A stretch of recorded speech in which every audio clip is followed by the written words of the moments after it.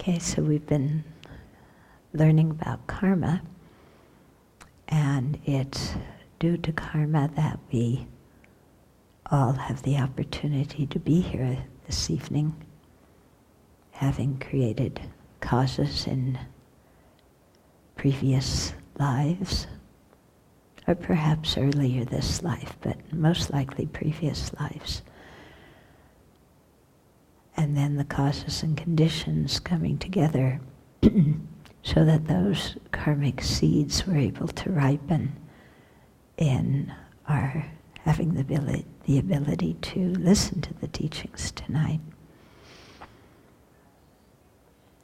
So all these things are dependent arisings occurring due to multiple causes and conditions. And so they're things that are not stable. They're not to be taken for granted, because everything that is under the influence of other causes and conditions, with the slightest change in even something small, then the whole situation can be very different. So for that reason, when we have some good conditions, we should really cherish them and relish them and make good use of them. And to do that by creating more good causes, to bring more good situations, and not only good external situations, being able to hear the teachings, but to create the causes to understand the teachings by listening attentively, remembering what was said, thinking about what was said afterwards and applying it to our lives, and then reviewing it again and again so that it sticks in our minds and it influences how we live.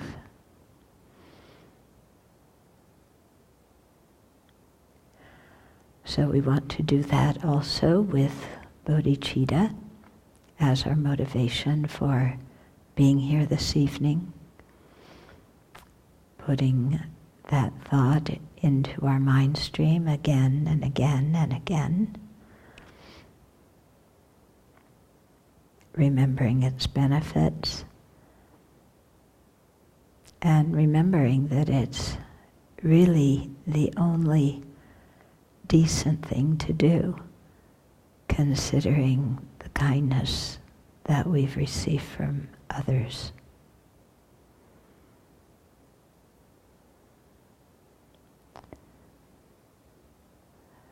So let's aspire for full awakening so we can benefit others more effectively as we're on the path and after we attain the result.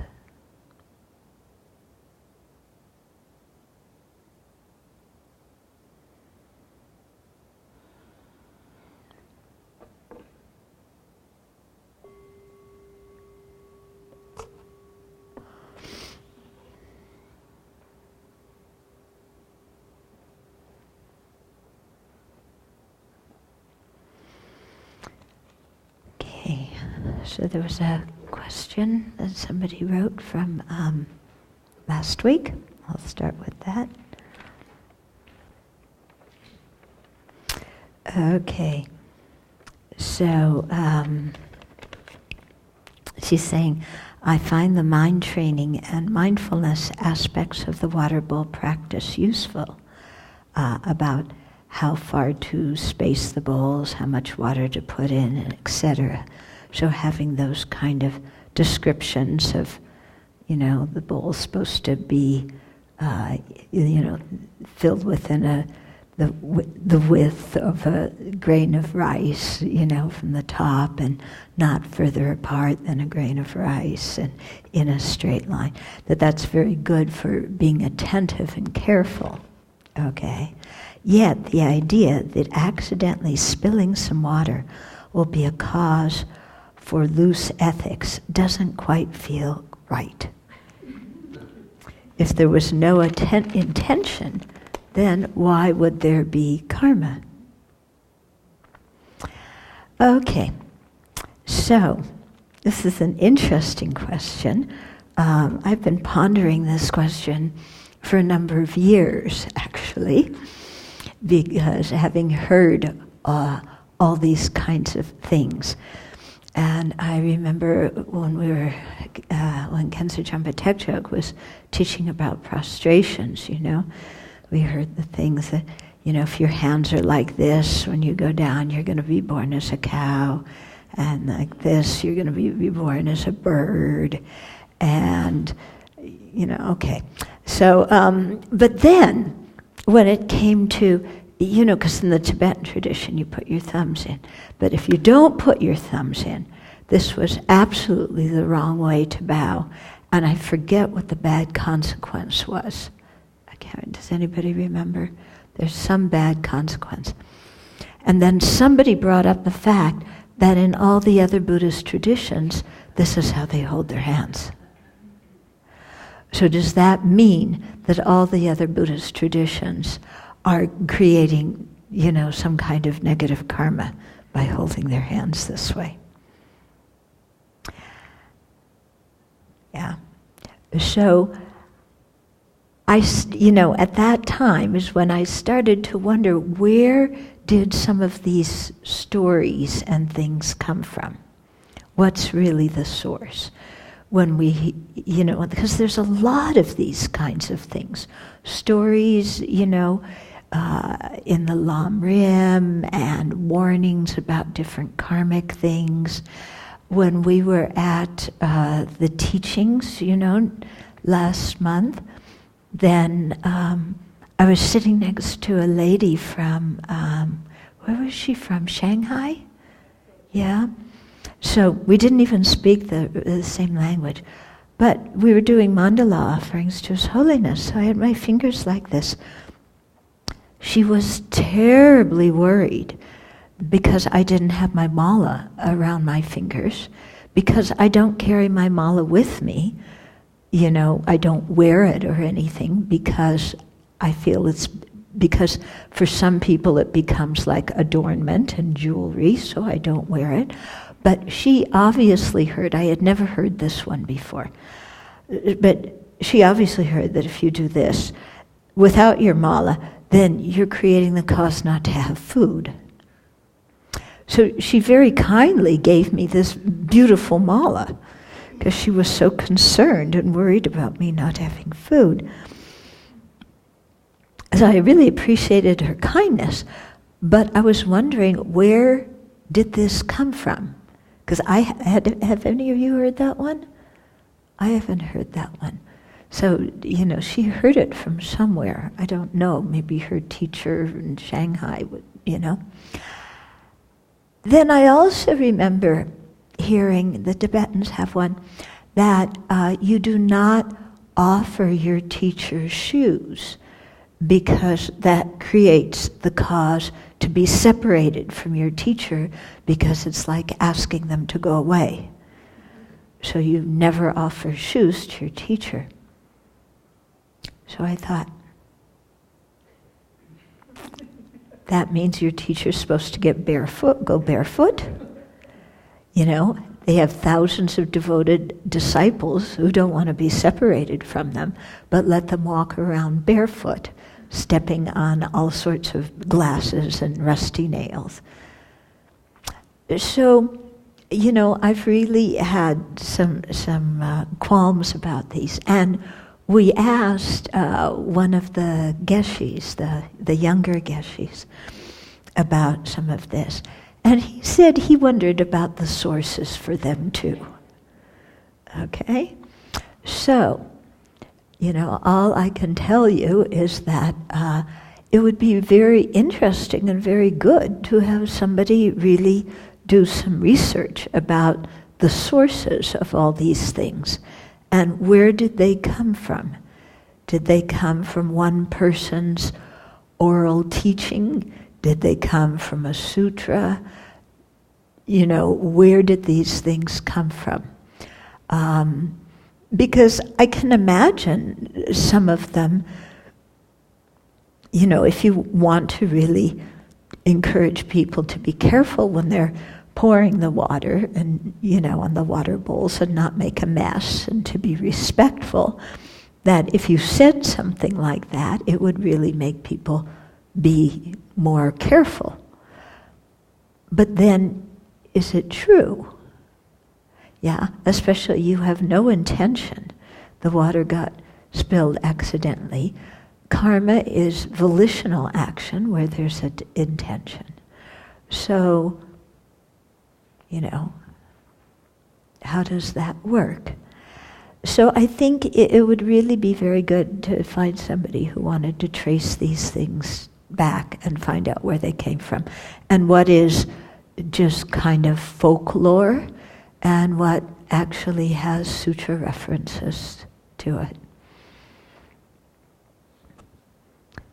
Because you can see in some of the texts, and you can see how everywhere that Buddhism spreads, it's taken into the culture, or put it this way: the culture is put on top of the Dharma, and so we often forget about this.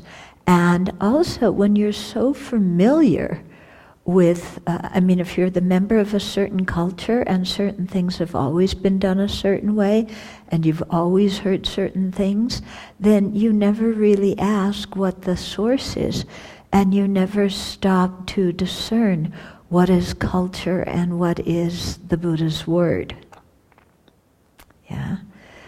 And I know for me, when I went to Taiwan, that was one of the big questions I was asking, because I had spent many years in the Tibetan tradition learning how to do things, their way. And then I went to Taiwan, and you do things completely different. Instead of sit all day, you stand all day. Yeah? And then different, you were told to, in the Tibetan tradition, you kneel one way. In the Chinese tradition, you kneel another way. Yeah. Does it really matter how you kneel? Or is what is more important what's in your mind? So, some interesting things. Because I've seen some people get really very picky about these kind of external details. I remember what it was. We were a group of us was at Vajrapani, and we were they were making big water offerings around Lama's stupa, and apparently Rinpoche has said don't put your fingers in the water that's offered, and which makes sense. But then one day there was a bug drowning in the water, and I went to put my finger in to save the bug, and someone said, "Oh, don't put your finger in the water," and went off to get something else. And I did it anyway, because otherwise the bug was going to die. Yeah? So some of these things, the way they're told, we sometimes get very literal about them, and it sounds like one small action, like, spilling a few drops of water is going to make you have loose ethics. Completely ignoring the fact that not learning the precepts, not developing a sense of integrity and consideration for others, not developing conscientiousness, are going to be bigger causes for having loose ethics than spilling a few drops of water. Okay? So I think, with these things we need to really, think more deeply and ask more questions, and, what really are causes for what. Yeah? Because, we all grew up with, what was it? Step on a crack, break your mother's back, remember? Remember that one? And not walking under ladders. And these poor black cats. But our black cat, Manjushri, was somebody wonderful. Yeah? You guys didn't meet Manjushri, most of you, but he was a wonderful cat. Quite wise cat. His body didn't start to smell until 5 days after he died. Yeah, we're not quite sure who that cat was. Yeah, highly unusual. So I think, let's just think more deeply about this. Okay, and then there's a question. With the story of the fly around on the cow dung, circumambulating the stupa, accumulating the merit to be ordained.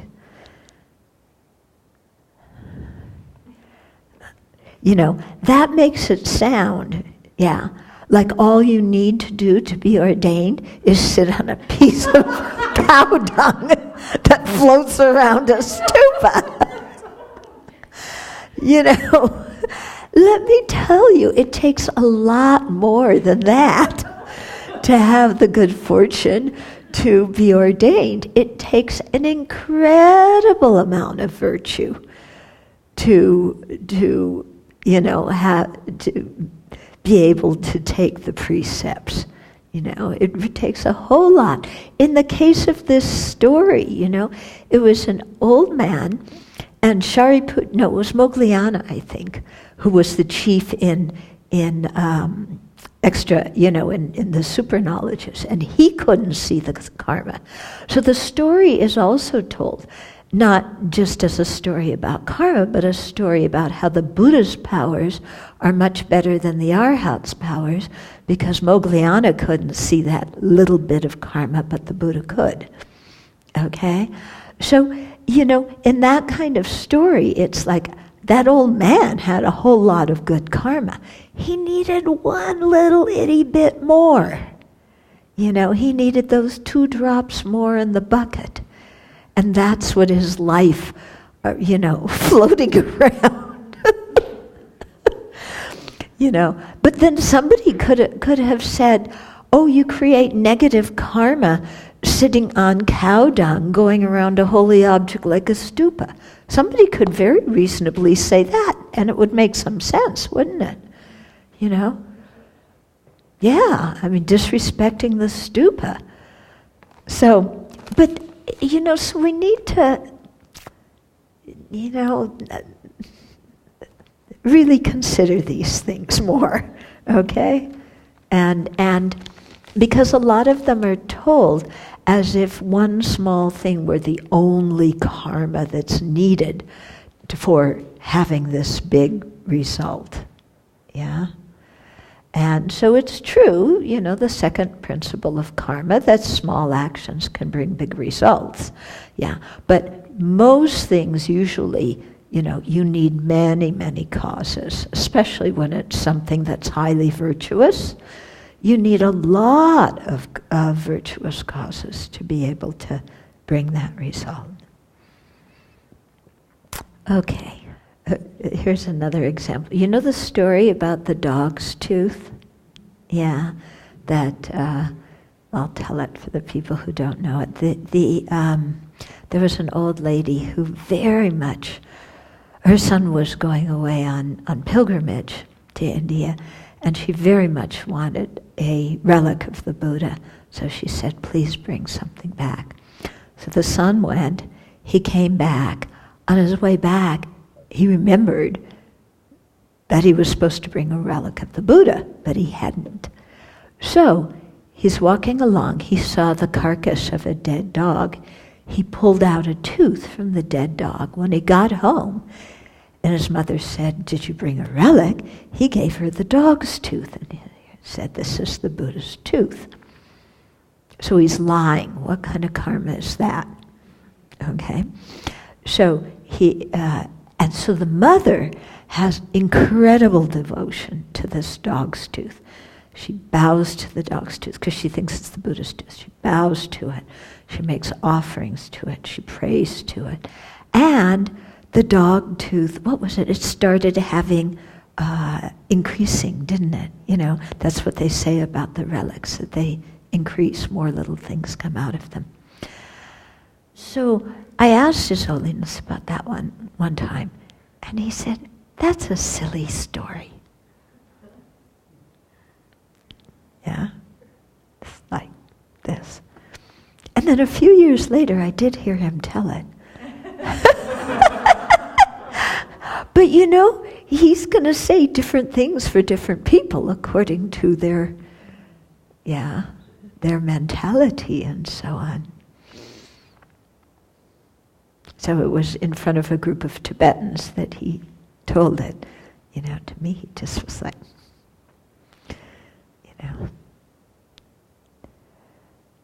Okay, so we were talking about the 10 paths of non-virtue.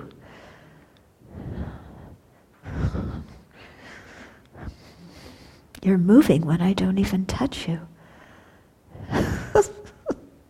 So last week we talked about taking life, killing, okay? So second one is stealing, or the literal translation is taking what hasn't been given, which I think sometimes is better to use rather than stealing, because we all think, I don't steal. Stealing is what really nasty people do in the middle of the night. Okay? I don't steal. But do we take things that haven't been freely given to us? Yeah, we do, don't we? Yeah. We often can take things that haven't been freely given to us. So sometimes the terminology gets us to think a little bit more. Okay, so with all of these, we've been going through the 4 parts: the object, the attitude, the action, and the conclusion. So here, the object is an object of value belonging to someone else that you take for yourself. So this, if it's something that's half owned by you and half owned by another person, then even if you take the whole thing, it's not a full action of stealing because it didn't belong completely to you at the beginning. But also as the object, it includes taxes, fares, tolls, and fees, and things like this that we're supposed to pay. Now, how many people, there's also, we're going to get into lying, but how many people tell the truth on their income taxes? Yeah, a few people do. Yeah? Some people don't. Yeah? Or some people, when you can get in the back door of the theater, you go in the back door without paying for the ticket. There's all sorts of little things that we can do to avoid paying fees and tolls and all sorts of stuff. Yeah? Like, I don't know if you remember, they used to have it so that children under 12 had a lower thing. Yeah? So, were you ever over 12 pretending to be under 12? Yeah? So, things like that. So, yeah, and it also refers to like things, if you're working at a company, things that belong to the company. Yeah? I remember in the good old days when people were first using calling cards, hardly anybody had them. And one person would get a hold of the number of some big company, that, some employee could use to make long distance calls, and then share that number with all their friends, and then all the friends would use that number. So, things like that. Or not only that, but, using things that belong to the company for your own personal welfare, whereas you're not supposed to do that. If the company gives permission for it, then it's okay. But if your company doesn't, and you mark down that what wasn't a business dinner was a business dinner. Yeah, lots of people do that kind of thing. Or, you think of all the white collar crimes, where, people have given you money to invest, you make bad business deals knowing they're bad business deals. Yeah, but you make some profit off of it. Is that lying, or is that stealing, or is it maybe both? Yeah, because somebody entrusted their money to you, it wasn't yours. Yeah, cooking the books. Yeah, how many businesses cook their books? Yeah, as we all know by reading the newspaper, quite a number of them do. Okay, so all of these come under stealing. So we don't have to think of stealing as being something that, only naughty robbers do who come in the middle of the night who terrorize people.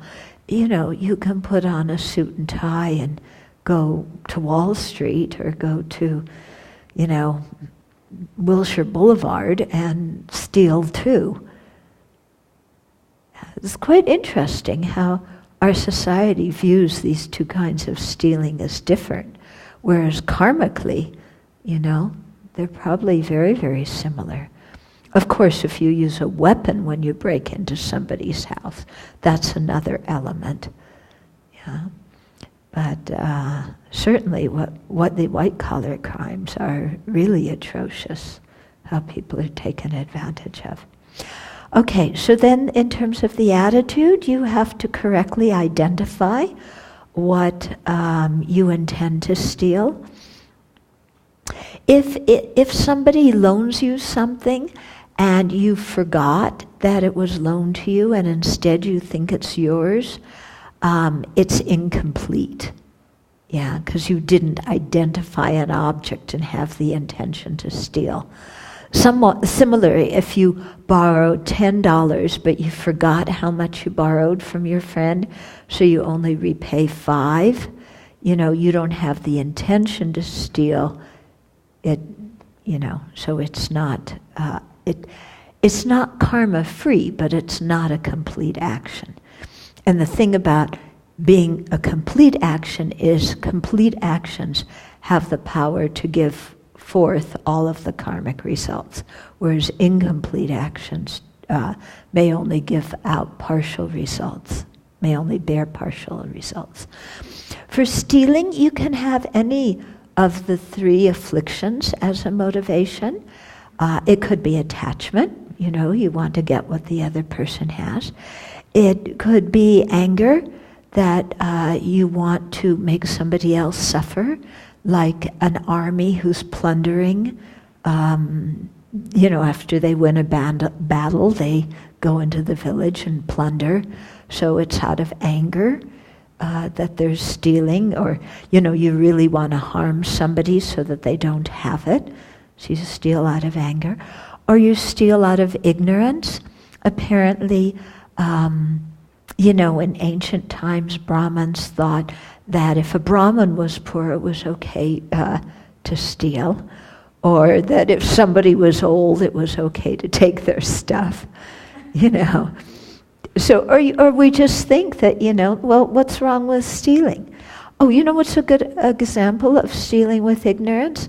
This is a big multinational company. It steals from people all the time. I'm going to take something from them, and it's what I deserve anyway, and they're not going to miss it.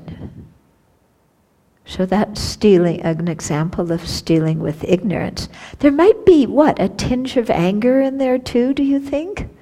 Yeah? Depending on the person, maybe a tinge of attachment. But a lot of ignorance, like, there's nothing wrong with it. They take other people's stuff, I'm going to take their stuff. Then the action can be done in several ways. One is you can threaten somebody through, physical power, threaten them so that they have to give you something. You can just go in and take it without anybody noticing. You can cheat somebody, like with fraudulent transactions, making the weights, on something different. You used to have to go to the marketplace and weigh things, but your 1 kg stone actually weighs, 90 grams instead of actually a kg, and so that way you're selling people not a full kg, so stealing in that way. It can also involve like really coercing somebody to the point, verbally coercing somebody to the point where they really can't say no. You put so much pressure on them. They're, you're saying this in front of a whole group of people, and they're really stuck. So they give something. It's not freely given. It's given because they've been coerced. Okay? Then the culmination is feeling that the object now belongs to you. Okay? So it's now mine. I remember one of my teachers saying, if somebody steals something from you, as soon as they think it's mine, it's a full action of stealing, even if we, out of some kindness for the person, not wanting them to have that heavy karma, mentally give them the object afterwards. But if before we've mentally given it to them, they've thought, now it's mine, then it's a full action of stealing. And then somebody said, where did I read that? Oh, I remember. It was in the Shikshamana trainings, that if somebody steals something from you and they think, now it's mine, if you go and take it back from them without asking, then you're stealing the object from them. I wonder, it makes sense from the viewpoint of that person thinks now it's mine. Yeah, so you're taking something from someone that considers an object theirs. But it doesn't make sense from the viewpoint of it's not really theirs. And, the police could come and take it back for you, and everybody would think that that was quite fair. That's another thing I think might be interesting to check. Okay? So some other things that are stealing. If, when there's puja or teachings or something, and they're handing out offerings, if we take twice the amount, then that's stealing. Yeah? Maybe the person's distributing the money and two people come and give you, and you don't say, oh, I've already received and give it back, but you keep it, that's stealing, okay? So also fining people in excess, if you charge too much, if you are in a position of fining people for wrongdoings and you do that in an unfair way, that constitutes stealing. Okay, obliging somebody to give money, even though they want to, by coercion. Okay. When you borrow something, having the intention not to return it. Thinking, oh, I'll borrow it, And then I'll just keep it and they'll forget about it. Yeah. We've lost an amazing number of library books at the Abbey, even ones that have stickers on them with the Abbey's name. And we're never sure, did somebody just forget to return it, even though it has a sticker on it? Or did they take it thinking the Abbey, we can't imagine anybody taking it thinking, well, they'll never know. But, it's a puzzling thing when there's an actual name on it that people somehow forget to return it.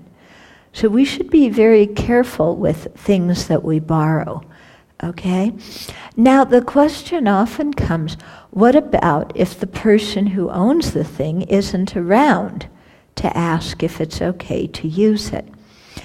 If there's somebody who you know very well, and you know that if you ask them that they would say yes, then you can take it, leave them a note, so that they know where their whatever went, and they don't freak out when it's not there. I borrowed this and that, I'll return it at this and such a time. Don't worry, it's safe. And it's somebody you know very well, then it's okay to do that. Yeah? If it's, for other things, we really have to wonder what to do. I always wonder about this, like, it's going to sound funny, but you know how the mail person often puts rubber bands around the mail, and people take the mail out of their mailbox in the city and just throw the rubber bands on the ground? Yeah? So if you see the rubber bands on the ground and you pick them up, because you need some rubber bands, is that stealing? Or what about if you pick the rubber bands up because they're littering the street and you pick them up to throw them away? Okay, so this is an object that is not something of any value, so already you don't have the full action there. But it's an interesting question if some insignificant thing like this has been intentionally discarded. I would think that it's not stealing, because, for example, in Japan, many people put quite good furniture out on the street because they bought new furniture, and they put it out on the street, and it's okay with them if somebody else takes it, or if the garbage truck takes it. They don't really care. In that kind of situation, I think it's fine to take it. They've given up ownership on it. Yeah, it doesn't really belong to anybody. Yeah? I'm thinking like in colonialism, where colonial powers take over the land. Yeah. So the first generation, I think it's stealing. But what about the second and the next generation that continues to live on the land? Yeah. Do they accumulate some karma that's stealing? Okay, interesting question. So when you have colonialism and the first generation comes over there is stealing. I mean, they're definitely taking what doesn't belong to them. It's taken by force and so on. But what about when the second and third and fourth generation? If there's still armies in there threatening the people, then I would say it's still stealing, if the armies are there and watching who's doing what. And I would say it's still stealing. Yeah? According to Sherman and the West, we should all leave Washington State real quick. Yeah. Yeah, I mean, when you look and, the land that we're on has been, it was stolen from the Native Americans. Yeah, very clear. So just about every place in the United States. Yeah. But I've also often thought, it's very interesting that we've never compensated the Native Americans for their land. Yeah. It's interesting to watch the government, for the Japanese who were interned during World War II, they gave them all $20,000. I had a friend who was a child in an internment camp, and when they wanted to give him $20,000, he just, it's like, hey, don't think money is going to wash that away. But, with the Native Americans, never had any recompensation. Yeah, so how does that work? Yeah. And colonial powers certainly haven't compensated the lands that they've colonized and stolen from. Yeah. I mean, there's a lot of stealing that goes on in this world, isn't there? Yeah. Mm-hmm. Then you've got the muddled mess of that Oregon Reserve and the militiamen who say that it's the people around there's land, and the government saying, no, it's everybody's land. So, Yeah. Well, there you have some laws in place. okay, so Yeah. And it's federal land, and it's illegal to point a gun at a federal officer. Yeah. There's laws in place. Yeah. And this land, actually, a century and a half ago, they were trying to get rid of it, and nobody wanted it. So they made it federal land. Yeah. So these people who are occupying it, it's not their land.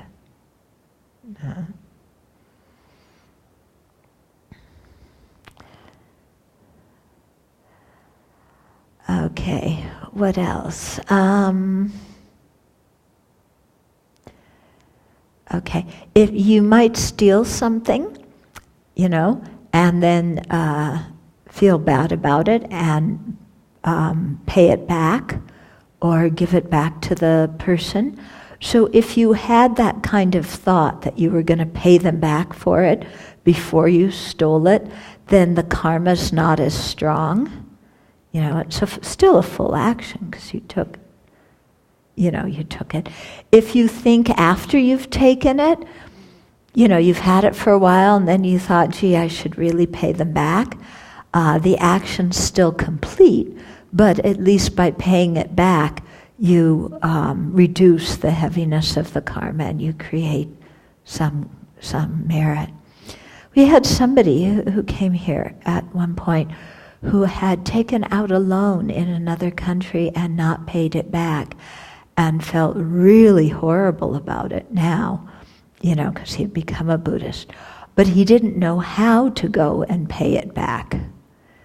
Yeah, because it would be difficult to go to the bank in another country, and I don't know. So, interesting question.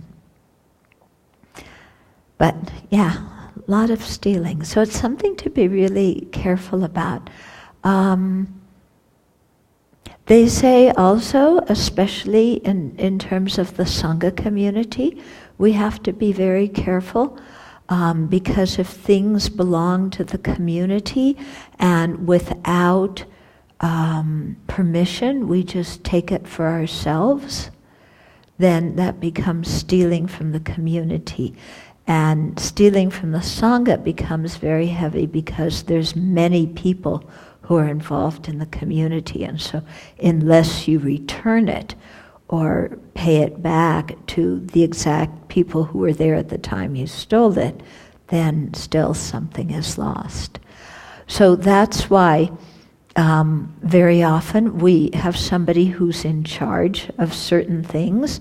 And so if you need a certain thing, you go ask the storekeeper. They say yes, no, or maybe.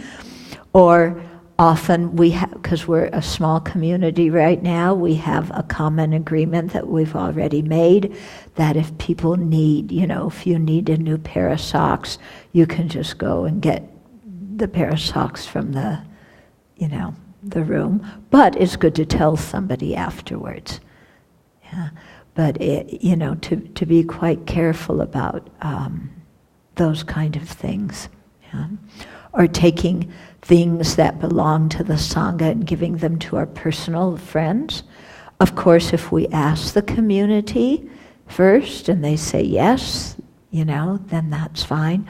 But if we just think, nobody's using this, I can take it, and then we give it to a personal friend, it's not so good. Okay, then the third one is unwise and unkind sexual behavior. So this one, I can either teach you in the traditional way according to Vasubandhu, in which case you're going to flip out. Yeah. This is always in India when you teach a course, the thing that people flip out the most over.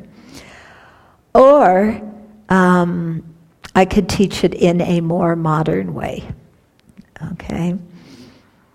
Alex Berzin has done a lot of thought about this kind of thing, because he really noticed that the traditional way, that's according to Vasubandhu, these things are not necessarily even in the sutras or the Vinaya. It's Vasubandhu who especially elaborated on this particular precept.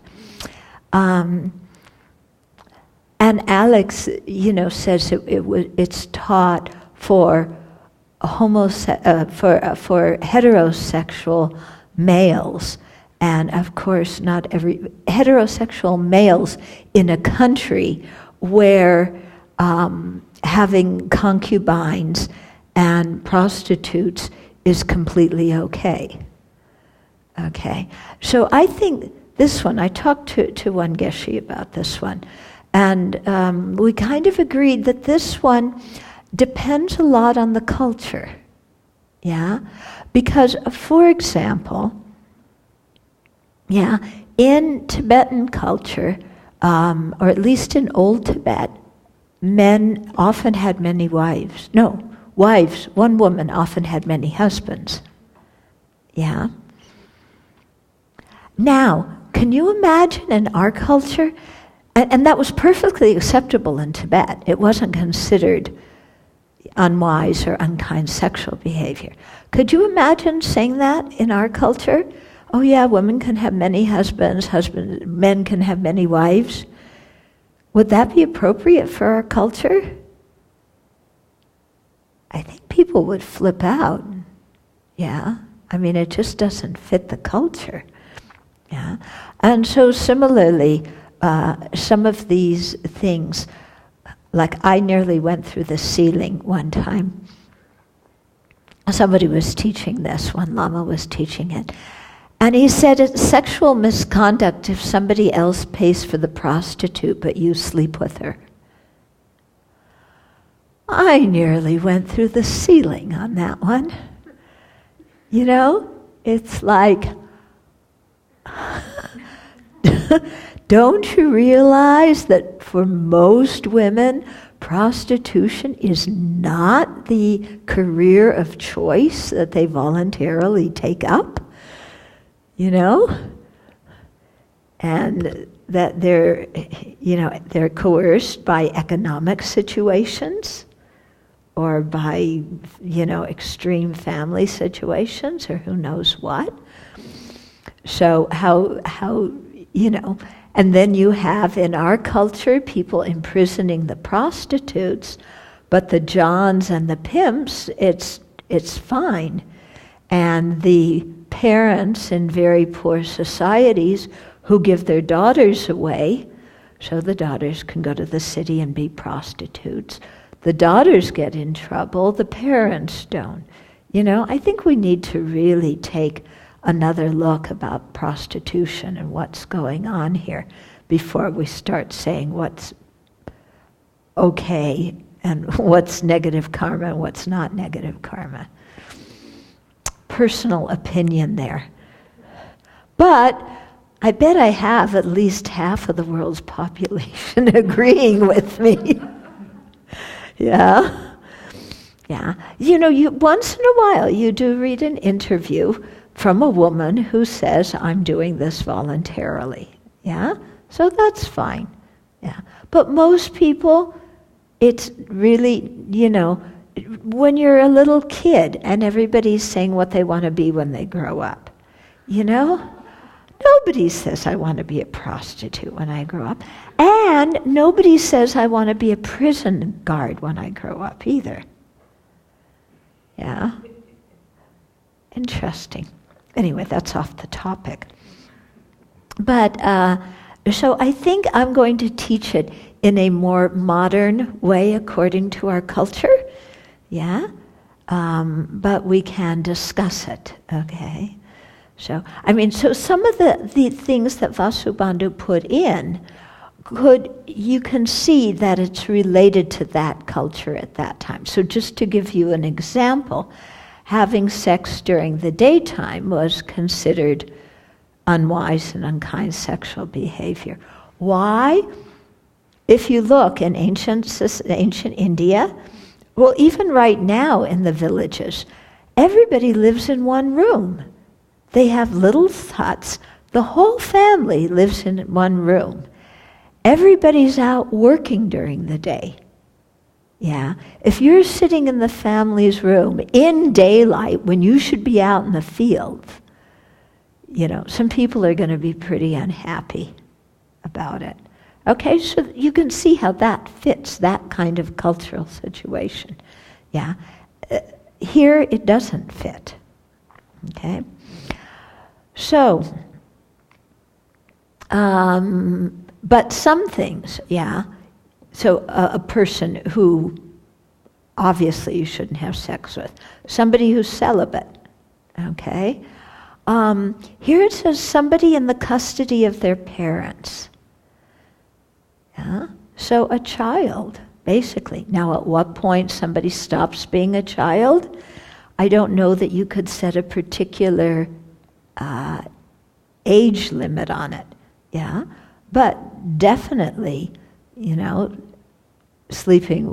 having sex with young children would be unwise and unkind and downright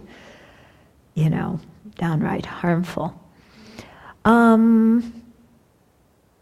They also say somebody, who is a close relative, yeah? Now, that makes sense in a society where there's no birth control. Okay? In a society where there's birth control and somebody's using it, I don't know. Yeah. It would probably create a bit of a tumult in the family if brothers and sisters were sleeping together, though. Yeah. So, but here it says within 7 generations, so I don't know. I don't even know cousins beyond 2 generations, so. Yeah, it's an interesting one, like, because they talk a lot about now, because there's so many children whose father was sperm donor number whatever, so they don't know who their father was, and what happens if 2 children who actually are children from the same sperm donor get together? Yeah. Okay, not so good, genetically for that kind of thing. But of course, if people don't know, would that be unwise and unkind? I don't think so. Okay. Yeah. Okay, so to have it be a complete action, you have sex with the person that you intended to. Although it's interesting, in the Gomchen Lamrim it says that the identification can be mistaken. But in other texts it says you have to sleep with the one that you intended to. You have to have the intention to do it. And it's usually done with attachment as a motivation, but it could be done with anger. For example, again, when armies rape the women, to terrorize the population.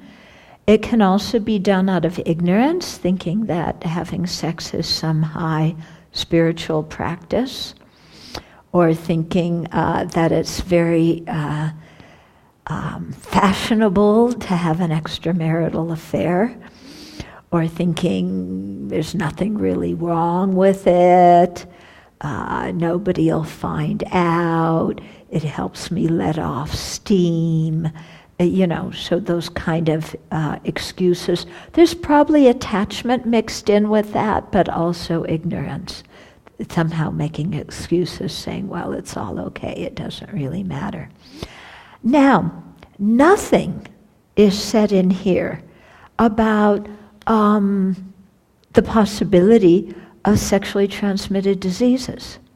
In ancient times, nobody thought about that, so there's no commentary about that. To update that to a more modern situation, I would say having sex with unprotected sex when there's danger of an STD would fall into breaking this precept. Yeah? Because it's potentially damaging to yourself, damaging to the other person, damaging to other people who the other person may sleep with afterwards. Yeah? And so I think, not taking precautions so that diseases are not spread, I would put that under unwise and unkind sexual behavior. Yeah. Also, what I would put under that, because according to the old way, if two people are consenting adults, fine. Yeah. It's just if somebody's married to somebody, yeah, then you shouldn't sleep with that person. Yeah. But in our situation, in our culture, I don't think it's just if somebody's married to somebody else, you shouldn't be sleeping with them. It's if they're in a relationship with somebody else. Doesn't matter if they're married or not. Or if you're in a relationship with somebody else and you're going with somebody who's not in a relationship. The whole idea is that people are kind of playing musical chairs, musical partners, and it creates havoc in families. And so many people have come and said to me, when I was little, I knew, it's usually dad, but sometimes mom, but I knew one of my parents was having an affair. And probably the parent who was having the affair thought, nobody's going to find out about this, and the kids aren't going to know, and my spouse isn't going to know. But usually people find out about it. So it creates a lot of tumult. Now, an interesting question is, what happens when people say they want to have an open relationship? Okay? You can sleep with other people, I can sleep with other people, it's all okay. Okay? So it sounds very good, especially to people of my generation. Yeah. But I remember someone who was here at the Abbey sharing that, when she was young, that's the way she and her partner set up their relationship. They could both go sleep with other people. And she said it was a disaster. Yeah, because what you think intellectually is going to be okay, when you get down to the nuts and bolts, people are jealous and people are hurt. And it creates a whole lot of confusion and a great big mess. Okay. Another thing that I would say, that I would put in this, and I was present when this was being discussed with His Holiness, because I was at one of the Western Buddhist teachers' meetings, and somebody was saying that for Thich Nhat Hanh, he says that the couple has to have fondness, they have to love each other, some kind of positive emotion has to be involved. It shouldn't just be casual sex of hooking up. And His Holiness's reply was interesting. He said, well, that's not specified, in the, specifications according to Vasubandhu. he said, I think that's a very good idea. Yeah, because if,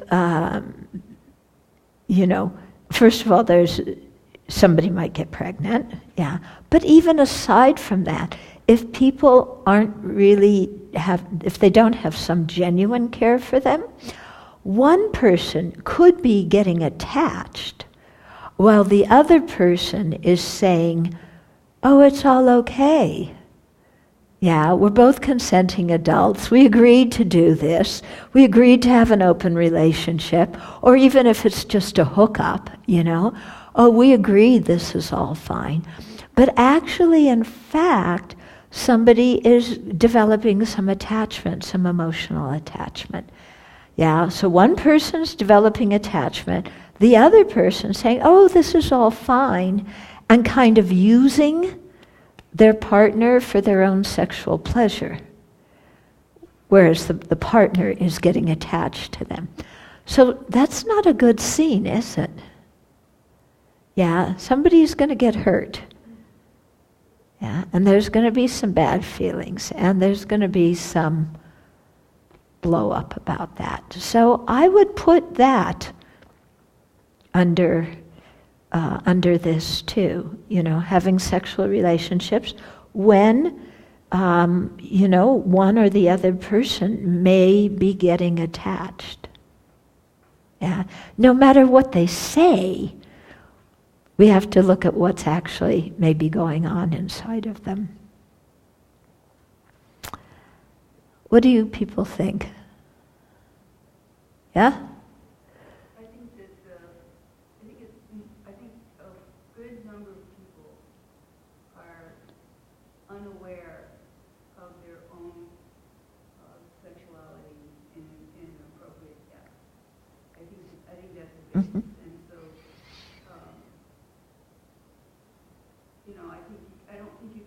I think you can definitely say, don't have sex with people under 12. I mean, there's certain things that are, But I think for most people, you really have to look at it from the point of view of whether or not I'm going to do something compassionate here or not. And you can't Say that last part about compassion. You have to say to yourself, you have to really look at your mind and say, am I doing something with compassion and care or not? And that's really, all these other things like this rule or that rule, they're guidelines, but the real thing is, am I doing something that's compassionate for me, and am I doing something that's compassionate for the other person? Mm-hmm. And really think about it deeply. And because I just, I just teach sexuality, and that's my experience with that is that most people, especially young people, are very confused. Yeah, that's true. Most people nowadays very confused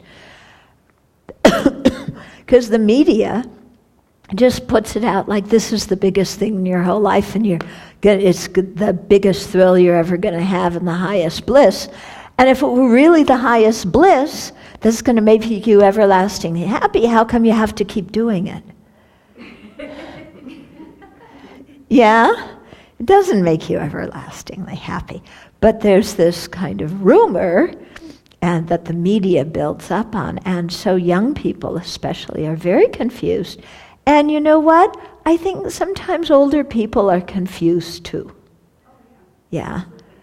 I think people get very confused. And the thing is, the attachment, sexual attachment is the strongest attachment we have in the human realm. And when that grabs somebody, their mind's out to lunch. People don't think. Would you agree? Yeah. Mm-hmm. I think that times are very different from when we were teenagers. Mm-hmm. Easily. Like, I don't know, I just can't imagine that it's safe for a person over 18 to have sex with a person under 18. No, it's not. Even now. When we were that age. No, when we were that age also, you couldn't. Maybe you couldn't, but it wasn't It wasn't prosecuted as much. Yeah, it Yeah, things are very different now. Yeah. But you're right. And when we were teenagers, people over 18, men over 18 having sex with women, girls under 18 was often not prosecuted and not discussed. Yeah. And that was, And that's also because people didn't talk about it. well, and the other thing is that was the major condition for abortion was most Yeah. got abortions that were under 18 or having sex with men that were over 18. Mm-hmm. And so, I mean, that's another thing that people need to think about. We need to think about what are the consequences of my behavior? What are Mm-hmm. the long-term consequences Yep. of my behavior? Yep. And especially regarding having kids. And if you don't want to have kids, use birth control. Yeah. Mm-hmm. Often statutory rape laws are state by state, and Yes. 18 is a really common age in this country. Yeah, sometimes it's 18, sometimes 16. Yes. And some states even, I don't know, they probably changed it, some of the states at 13. Yeah. Yeah, but what about two 10-year-olds together? What about people that are both minors? Yeah. Is that wise? You know, two 13-year-olds? Do they have any clue what's going on? They do because they watch music videos. And, anymore it's like a porn movie instead of music. Mm. One Dharma student said he sat down and watched a music video with his young daughter who was 12, 13, and he felt like he was watching porn with her. Oh my It's goodness. quite graphic in that. Huh. Where do you draw the line? How do you... Yeah.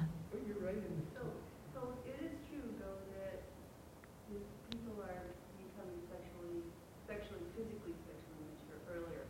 It's also true that because of the availability of pornography on the internet, that most boys by the age of 9 have seen hours and hours and hours of really horrific sex. It's a problem. in our Yeah. culture.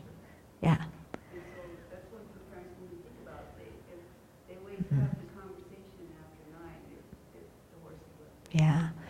And what about watching porn?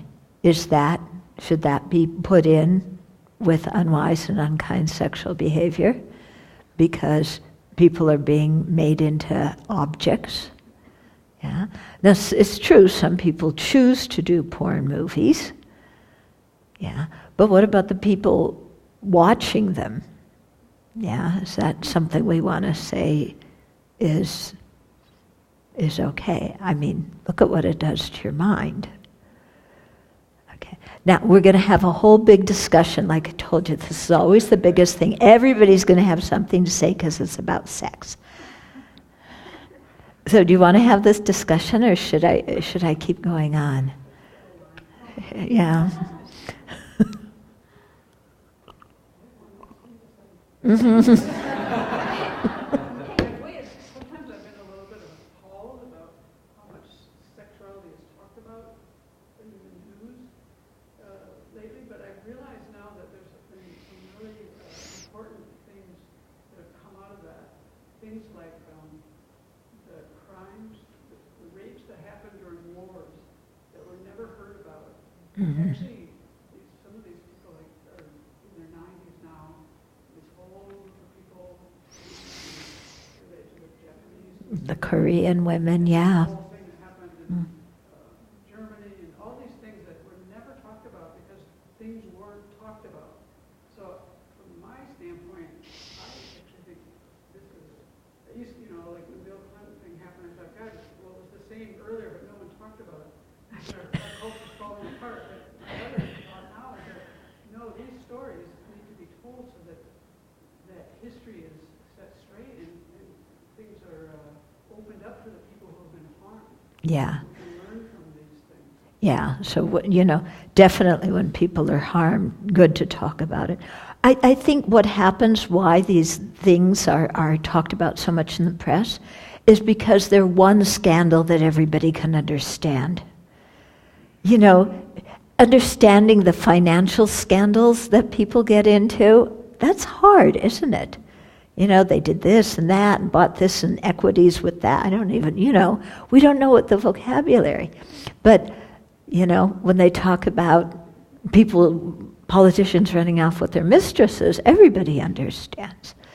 Although I heard that it was very difficult for some parents to explain some of the terminology to their young children during the Clinton years.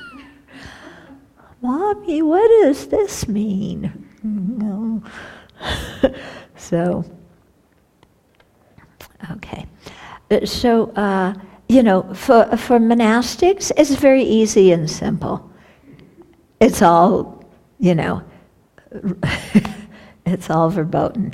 And so it's very simple, you don't have to wonder about this, that, or the other thing. It's just, yeah, see, I know one word of German. Yeah. Yeah.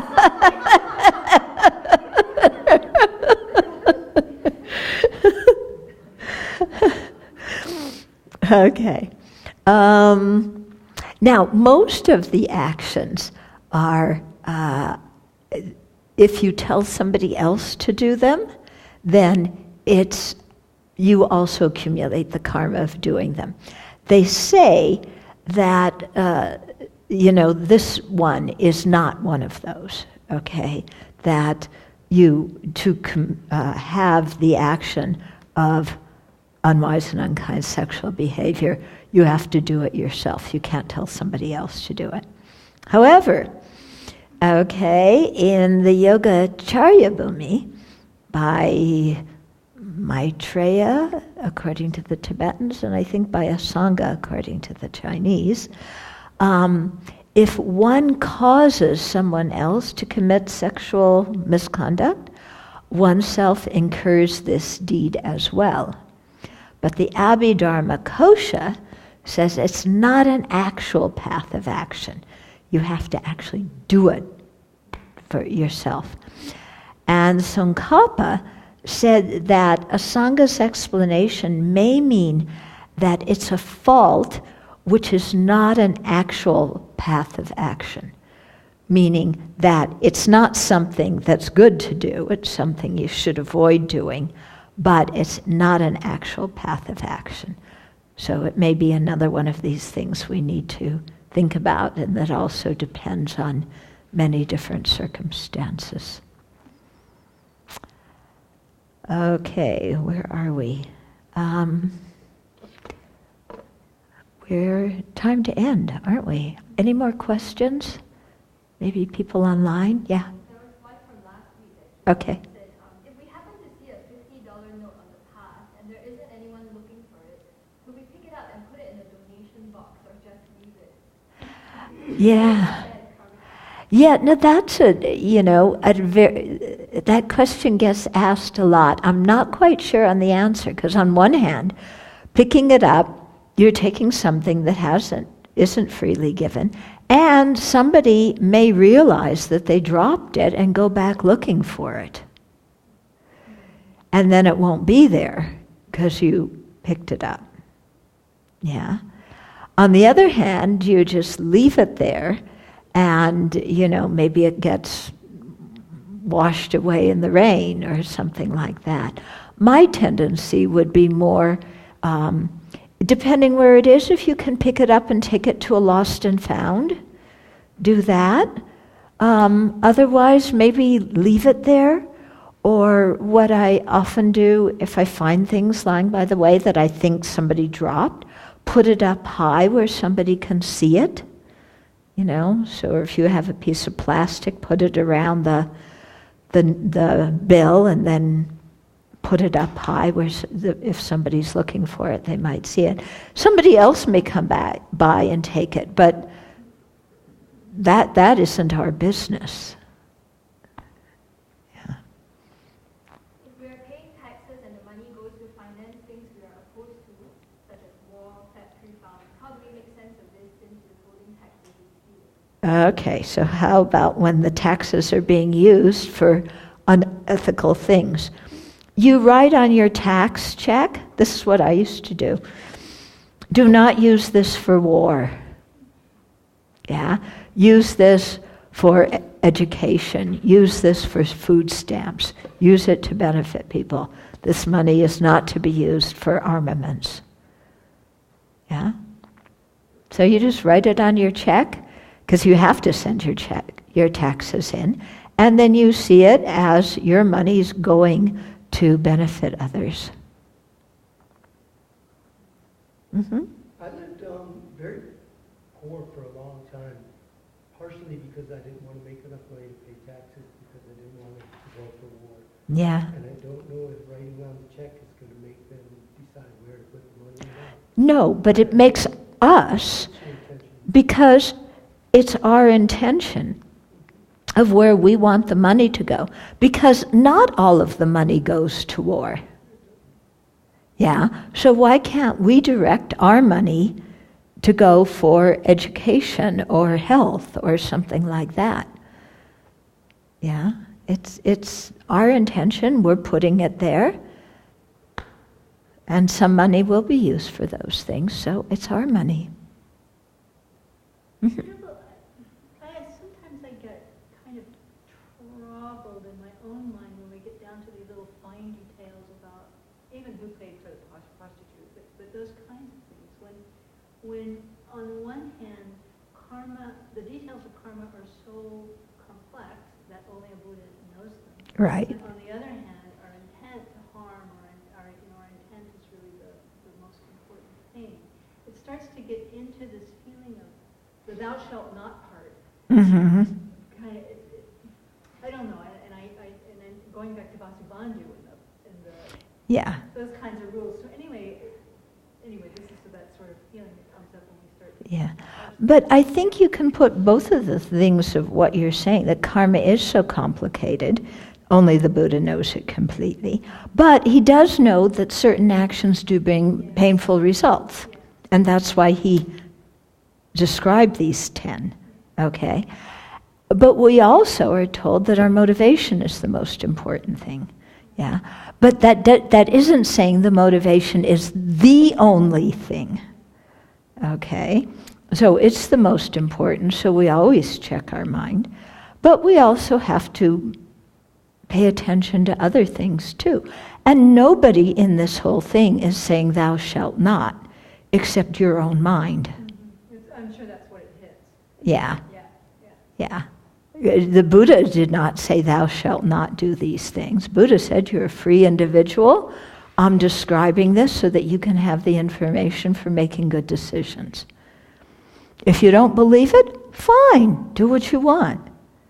But be aware that, whatever you do is going to bring results. Yeah. Now, if the Buddha says a result of something is something that you think, well, that shouldn't be the result of this, then you have to think about it. Yeah. Does doing that action in that way with that intention, could it possibly bring that kind of result? And then you think about it yourself and decide. Okay, nobody's saying thou shalt not. Only your own mind. Does that answer your question? Okay. Yeah, it helps. And it's not ever the Buddha, it's more the Vasubandhu. Yeah. Well, this is what's so interesting. And see, why is it this precept? Right. Yeah. Why do the other precepts usually go down so well, but the one on sex, people get so fired up about? Why? Because women have traditionally been oppressed. That's why the world gets so fired up about it? Well, I think in terms of Vasubandhu, he's saying things that are oppressive for women. But for the things are just as oppressive for men too. If you read what he says, it's just bad for everybody. Yeah. Yes, that's it. I want to do what I want to do, and you're telling me I can't do this. Yeah. So, again, Vasubandhu's just spelling it out. Now, you have to decide, do you believe Vasubandhu? You know, if the Buddha didn't mention all these details in the sutras, yeah, do you trust Vasubandhu enough, yeah, to think that he's telling the truth? Or do you say, well, Vasubandhu also taught that the world was flat. So, you know, and anyway, he's saying what I don't want to hear. So, I mean, we have to check our own mind. We have to check our own mind.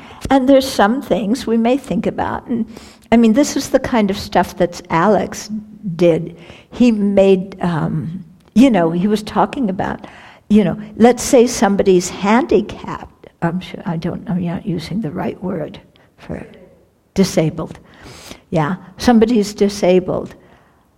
Then shouldn't the rules be a little bit different for that person? Yeah. And are they rules or are they guidelines? But my question is, why this precept? That's what I'm asking you to. I don't want to discuss it. I want you to think about it. Why? I already told you the answer, but you need to think, why is this one the most controversial? Okay. Now, of course, when it comes to taking the 5 precepts, you know, most people will take, who come to the point of taking precepts, they'll take the 3rd one. Most people, some people won't. The one most people won't take is the 5th one on intoxicants.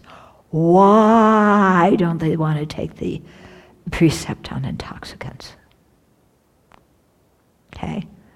So I'm just asking you to think, you know, why in your life do certain things, you know, push a button and make you go berserky?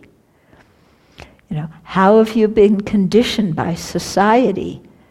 How have, you know, how have you been conditioned by society to think? Yeah? Have you been conditioned to think that this is oppressive, or this is okay, or this is this, or this is that? You know? And what do you really believe? And is this a political discussion or is it an ethical discussion?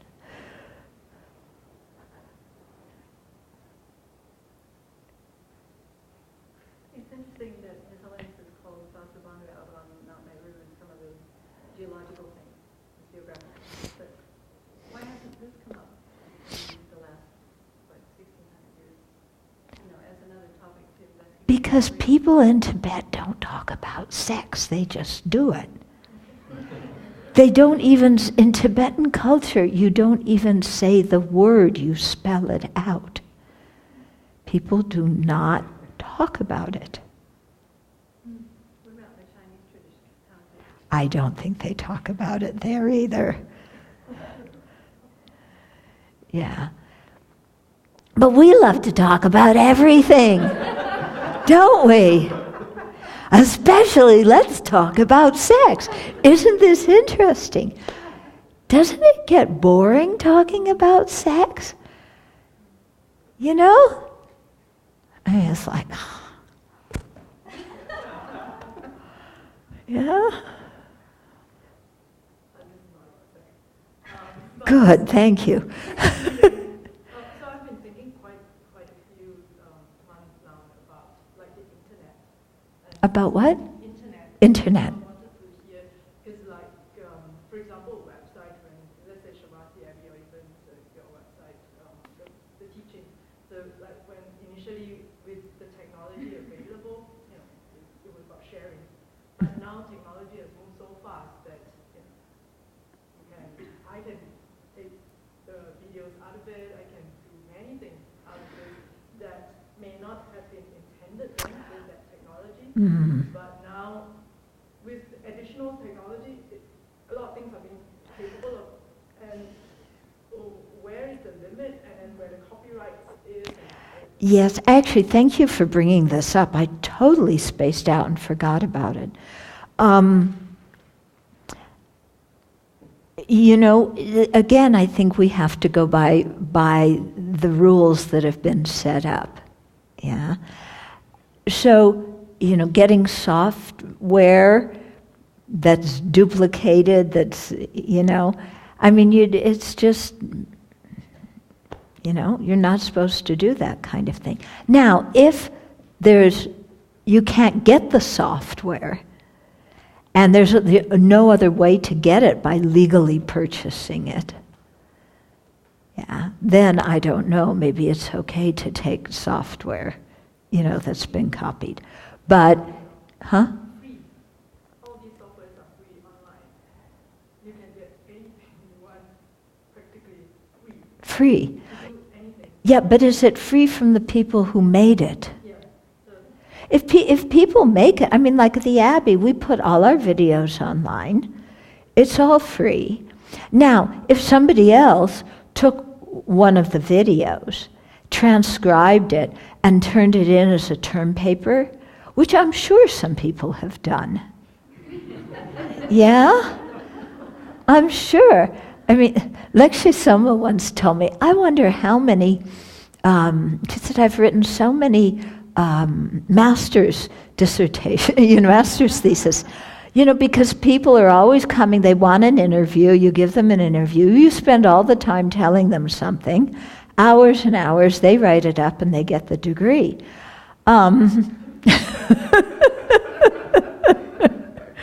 Yeah, so, I think, like, with the Abbey, I mean, we put it on, we're happy for people to listen to it. If somebody writes it up and presents it as their own material, that's lying. Okay? Yeah, and it wasn't freely given for the purpose of turning in as a thesis or a class paper or something like that.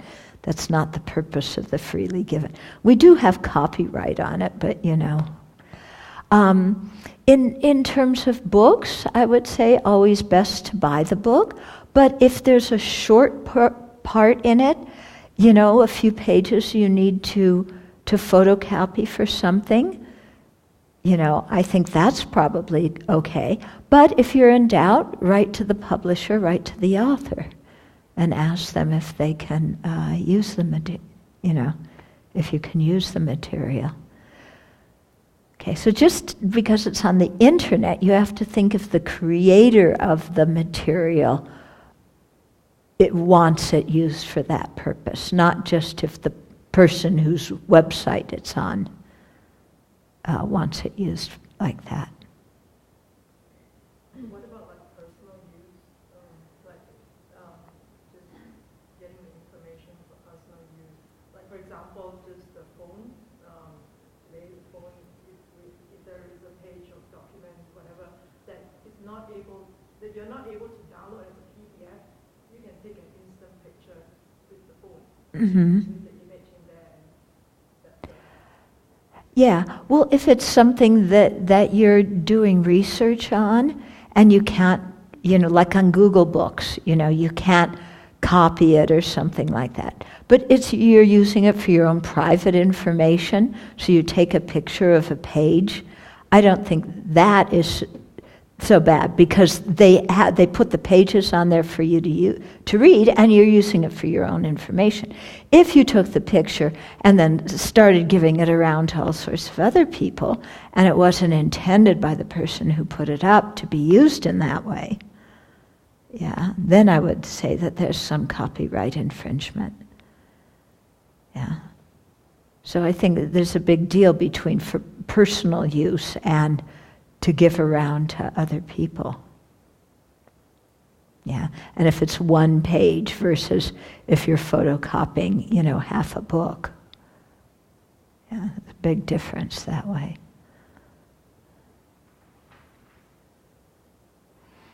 But that's just my thought. Somebody else may have different thoughts about it.